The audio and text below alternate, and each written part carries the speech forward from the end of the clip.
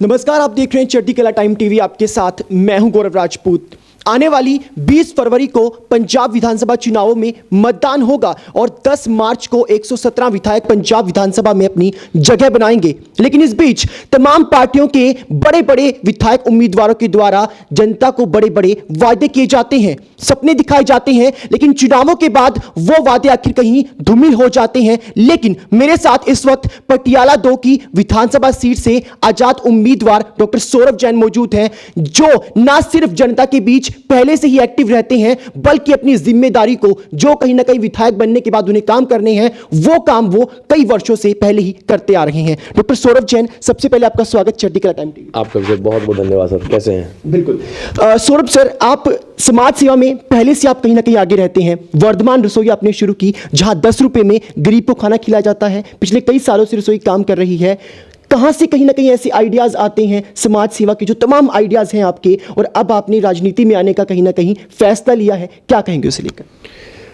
देखिए, जब आपने अच्छे काम करने होते हैं या नीयत आपकी अच्छी हो तो उसके लिए किसी आइडियाज़ की ज़रूरत नहीं होती। वो जैसे हालात होते हैं, बंदा इंसान उसको देख लेता है और उसी के अनुरूप वो काम करता है। जहाँ तक बात है वर्धमान अस्पताल की, वो मेरे देखो रोज़गार का साधन भी है, और मैंने उसमें फिर भी अपने पेट को भरते हुए लोगों के लिए दया का भाव रखते हुए अस्पताल चलाया है। और वर्धमान महावीर जनहित रसोई ये उन मेरे हजारों लाखों परिवारों को समर्पित है जिनको सरकार के सिस्टम से कोरोना काल में खाने तक को रोटियां नहीं मिल रही थी। तो ये रसोई मैंने उस टाइम पे कोरोना काल में खोल ली, और ये रसोई मेरे उन परिवार को हमेशा समर्पित रहेगी जो लोग 10 रुपये में पेट भर के खाना खाना चाहते हैं या 500 रुपये में अपने परिवार के बच्चे और बच्चियों की शादी कराना चाहते हैं। जी, तो दर्शकों को सबसे बड़ी बात मैं बताना चाहूंगा कि अभी इन्होंने पॉलिटिक्स में आने का फैसला लिया, लेकिन जब कोरोना काल में लोग भूखे मर रहे थे, जब लोग कहीं ना कहीं हेल्प के लिए दर दर की ठोकरें खा रहे थे, उस वक्त सौरभ जैन ने कहीं ना कहीं लोगों की मदद की है, गरीब परिवारों के लिए हमेशा खड़े रहे हैं। और किसान आंदोलन के दौरान शहीद हुए किसानों के परिवारों को इन्होंने 21,000 रुपए मुआवजा दिया। वो भी आप कहीं ना कहीं बड़ा काम आपने किया, यानी विधायक बनने के बाद जो काम आपको करने थे वो आप पहले से कर रहे हैं। तो क्या माने, पटियाला 2 विधानसभा की जनता कहीं ना कहीं आपको पहले से एक विधायक के तौर पर देखती है? जनता मन पहले ही बना चुकी थी, और जनता के आदेश के कारण ही मेरी ये जिद रही कि मैं आज़ाद उम्मीदवार के तौर पर भी इलेक्शन में आ गया।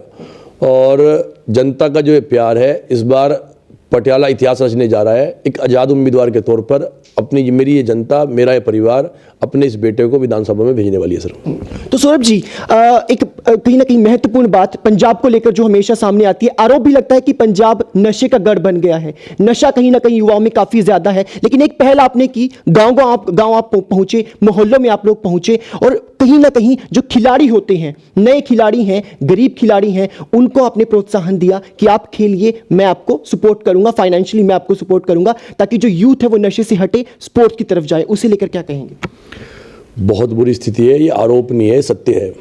आप खासकर जब गांव और पिंड जा रहे हैं तो वहाँ पे पता लगता है कि कैसे उनके नौजवान नशे से पीड़ित हैं, कैसे उनकी माताएं, उनकी आंखों का दर्द देखने से पता लगता है कि उनके जवान बच्चे किस नशों में जाके मर तक रहे हैं। तो उसी कड़ी में देखो, युवाओं के पास कोई चारा नहीं है, रोजगार है नहीं, नौकरियां है नहीं, तो वो क्या करेंगे? खाली दिमाग शैतान का घर, इसलिए नशे में जा रहे थे।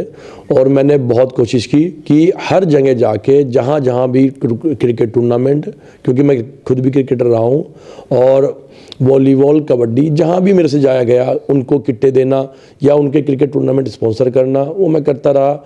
और इसीलिए आज इलाके का युवा मुझे पसंद कर रहा है जी। तो सौरभ जी, तकरीबन 4 से 5 पार्टियां हैं जो मैदान में हैं, लेकिन आपने अकेले मैदान में उतरने का फैसला लिया, निर्दलीय आप उतरे, क्या कारण समझे उसका? पार्टियों से विचारधारा मैच नहीं करती आपकी, क्योंकि आप कहीं ना कहीं आपने अलग चलना जो है वो बेहतर समझा?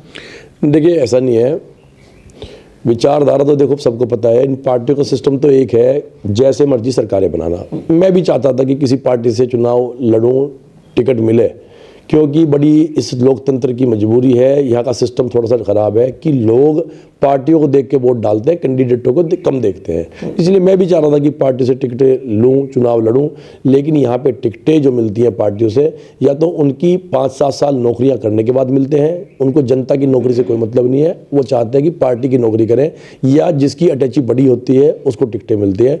ये दोनों ही काम मैंने ना पहले किए हैं ना मैं अब करूँगा। मैं जनता का सेवादार हूँ, जनता की सेवा कर रहा हूँ और करता रहूँगा जी। जनता के बीच तो पहुंचते ही हैं आप, प्रचार भी आप कर रहे हैं, दिन रात मेहनत कर रहे हैं, लेकिन कई और मैदान में उम्मीदवार भी आपके सामने, टक्कर में किसे मानते हैं या कहीं ना कहीं एक तरफा जीत की आप सोच रखते हैं, क्या कहेंगे इसलिए? मेरी लड़ाई सिर्फ मेरे साथ है, और जहाँ तक टक्कर की बात है, जो मुझे लग रहा है इस बार जो बड़े बड़े मंत्री और उनके परिवार के लोग या बड़े बड़े और भी ओहदेदार इस बार विधानसभा चुनाव में हैं, मुझे कईयों की तो जमानतें जब्त लग रही कि जमानतें जब्त होंगी।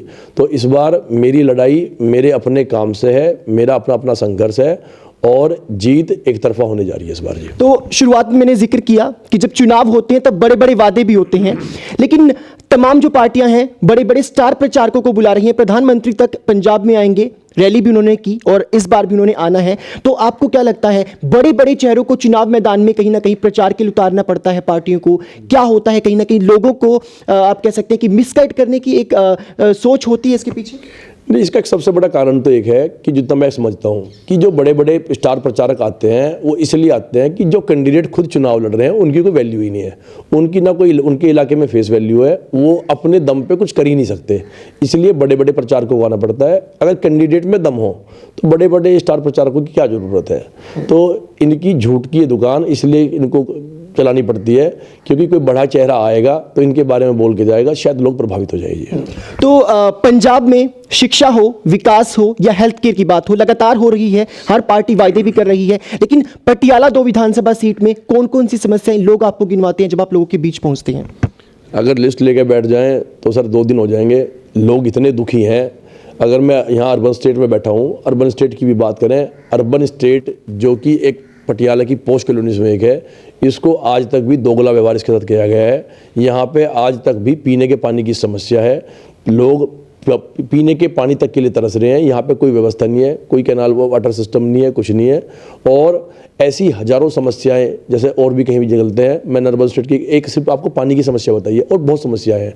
त्रिपुटी की बात करते हैं, त्रिपुटी के साथ इतना सौताला व्यवहार आज तक की सरकारों ने किया है, और जब बात करते हैं पटियाला देहाती की तो एक आवाज़ आती है कि त्रिपुटी से जो जीतेगा वही विधानसभा में जाएगा।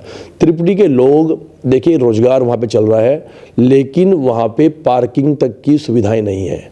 सड़कों का जितना आप हाल देखिए वहाँ पे कि कितनी सड़कें वहाँ पे किस तरह बनी हुई हैं।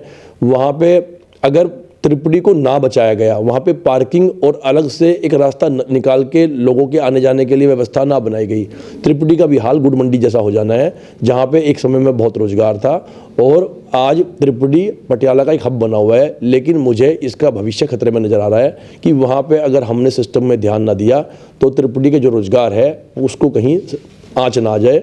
और ऐसे ही बहुत समस्या त्रिपुटी में और भी हैं, जैसे कि वहाँ पे एक डिस्पेंसरी के नाम पे मजाक हुआ है कि डिस्पेंसरी खोली गई है, लेकिन वहाँ पे पिछले 5 साल में 500 रुपये का स्टूल तक नहीं दिया गया। तो ऐसी समस्या और जगह हैं। मैं बात करता हूँ मनरेगा की, ठीक है, 270 रुपये दिहाड़ी के नाम पर उनका मजाक उड़ाया जा रहा है, और वो रोज़गार भी उनको सिर्फ और सिर्फ 60-70 दिन बड़ी मुश्किल से मिलता है, वो पैसे भी टाइम पर नहीं मिलते हैं। लोग आत्महत्या नहीं करेंगे, क्या करेंगे?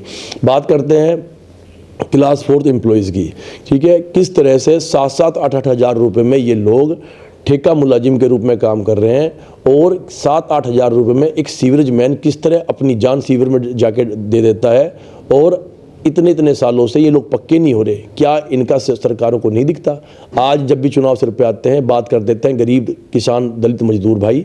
मैं बात करता हूँ अपने किसान भाइयों की भी कि एक किसान की मिनिमम आय 25,000 रुपये महीना होनी चाहिए, जो कि आज भी नहीं है। इसीलिए किसान आत्महत्या कर रहे हैं, उसका सरकार या सिस्टम कोई विचार नहीं कर रहा है। बात करते हैं देखो हम स्टूडेंट्स की कि उनको पढ़ाइयाँ कहाँ से मिलेगी। आप देखिए कुछ महीने पहले, 2 महीने पहले मुख्यमंत्री चन्नी साहब ऐलान करके गए कि जो पंजाबी यूनिवर्सिटी का 150 करोड़ का कर्जा था, पहली बात तो कर्जा हो क्यों रहा है, और वो कर्जा बोल के गए थे मैं भर रहा हूँ, माफ़ कर रहा हूँ, वो अभी तक कुछ नहीं हुआ। और पिछले महीनों की तनख्वाहें भी अभी तक पंजाबी यूनिवर्सिटी के टीचरों की नहीं मिली है। स्टूडेंट कहाँ से पढ़ेंगे, क्या इनके साधन है? स्टूडेंट्स परेशान है, सिस्टम परेशान है। बात देखिए इतनी ख़राब हो चुकी है, व्यापारी परेशान है। इनके सिस्टमों से व्यापारियों में इतना रोष है, रोजगारों पे देखो बिल्कुल ताले लगने को तैयार हैं। ये सिर्फ और सिर्फ गुंडागर्दी की, भ्रष्टाचार की जो राजनीति हो रही है। जब भी कोई व्यापारी 2 पैसे कमाने की कोशिश करता है, ये उसके व्यापार पे डंका डाल लेते हैं। हर जगह बुरा हाल है। आप गरीब का देखिए आज गरीब लोग अपने घरों की छतों को देख देख कर रात को सोते हैं कि सोते हुए कहीं रात को घर की छत ना गिर जाए। ये सरकार ने हमें क्या दिया है? सिर्फ और सिर्फ बेरोजगारी, गरीबी, नशा और आत्महत्या करने के लिए मजबूर। तो मैं इस भ्रष्ट सिस्टम का विरोध करता हूँ जी।